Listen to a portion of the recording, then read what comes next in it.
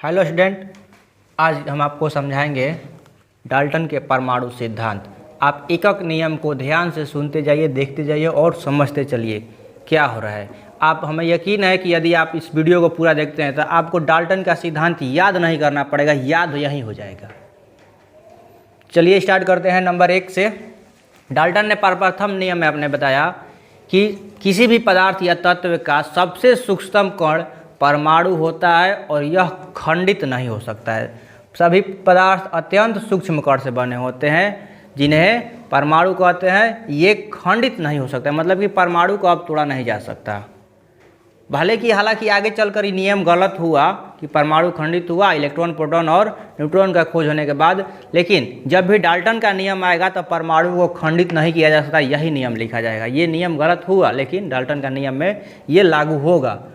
तो पहला नियम तो आपको क्लियर हो गया कि पदार्थ का सबसे सूक्ष्मतम कण परमाणु होता है जो अविभाज्य होता है, अर्थात खंडित नहीं किया जा सकता। दूसरा का नियम कह रहा है किसी भी रासायनिक प्रक्रिया द्वारा परमाणु का न तो निर्माण होता है और न ही नाश होता है। मतलब किसी भी रासायनिक प्रक्रिया द्वारा, जैसे हम आपको एक रिएक्शन दे रहे हैं, सोडियम क्लोराइड का Na+Cl अभिक्रिया कर रहा है, सोडियम क्लोराइड बनाएगा NaCl। तो एग्जाम्पल के तौर पर आपको हम बता दें कि किसी भी रासायनिक प्रक्रिया द्वारा परमाणु का न तो नाश होता है और न ही निर्माण, अर्थात ये अनश्वर होते हैं। देखिए, जैसे सोडियम एक परमाणु भाग लिया रिएक्शन में, क्लोरीन एक परमाणु, और दोनों अभिक्रिया करके एक अणु सोडियम क्लोराइड का निर्माण कर रहे हैं। इससे क्लियर हुआ इधर जितना सोडियम है उतना मात्रा में सोडियम इधर भी है, इधर जितना क्लोरीन है इतना मात्रा में क्लोरीन इधर भी है। एक और रिएक्शन करें तो Mg+Cl, इसका निर्माण होगा तो MgCl2 बनाएगा। तो ये तब बोलेंगे कि क्लोरीन एक है यहाँ दो है, तो ये अभी रिएक्शन सही नहीं है। इस रिएक्शन को सही करने के लिए हम लोग रिएक्शन को संतुलित करते हैं। इधर दो क्लोरीन बराबर करेंगे, ये संतुलित रासायनिक समीकरण का अंतर्गत आएगा।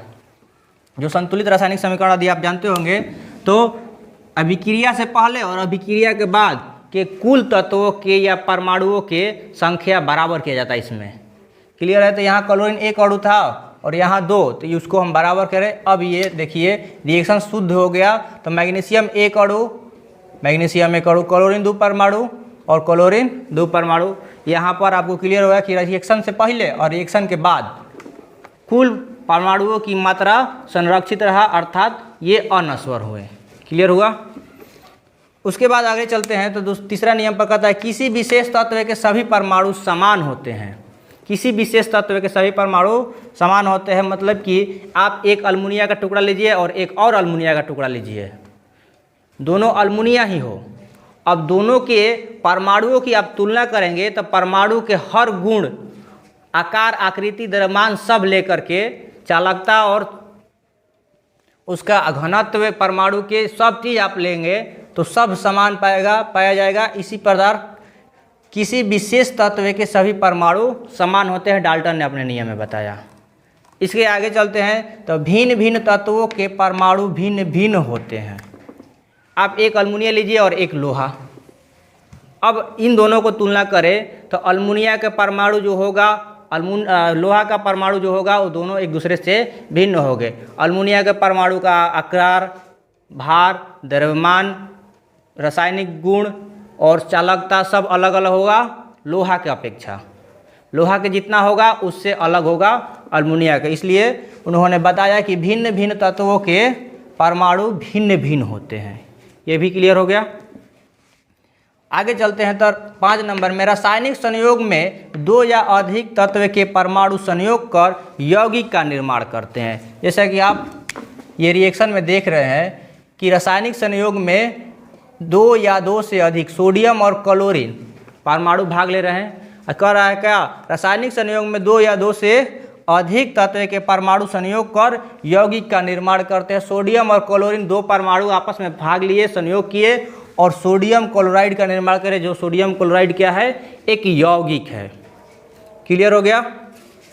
फिर आगे चलते हैं तो रासायनिक संयोग में भिन्न भिन्न तत्वों के परमाणु सरल सांख्यिकी अनुपात में संयोग करते हैं। सरल सांख्यिकी अनुपात कहने का तात्पर्य जिसका यह है कि रासायनिक संयोग में जो भी आपने फार्मूला पढ़ा होगा NaCl लिखे हैं, तो इसमें सोडियम कितना अणु है? 1, क्लोरीन 1, तो ये 1:1 में है। कभी भी जो भी रासायनिक फार्मूला पढ़िएगा, देखिए MgCl2 लिखे हैं, मैग्नीशियम कितना है? 1, क्लोरीन कितना है? 2, H2SO4 लेते हैं, H2SO4, हाइड्रोजन कितना?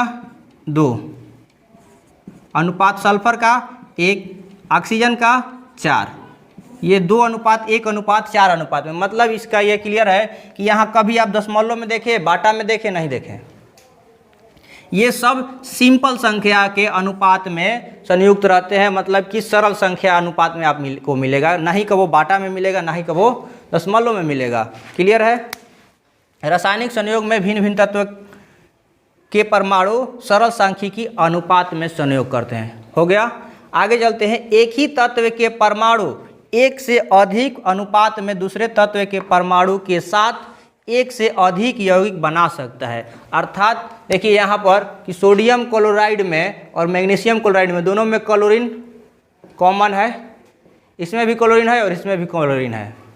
तो यहाँ से क्या कह रहा है कि एक ही तत्व के परमाणु एक से अधिक तत्व के साथ एक से अधिक अनुपात में यौगिक का निर्माण कर सकता है। यहाँ क्लोरीन 1:1 में है, सोडियम के साथ 1:1 में सोडियम क्लोराइड बनाया और मैग्नीशियम के साथ 1:2 में मैग्नीशियम क्लोराइड का निर्माण किया। ये यौगिक अलग और ये यौगिक अलग। आपको ये क्लियर हो रहा है कि एक से अधिक। यही यदि अमोनिया के साथ इसका बनाए, अल्युमिनियम के साथ, तो AlCl3 का निर्माण करेगा, तो इसका 1 से 1:3।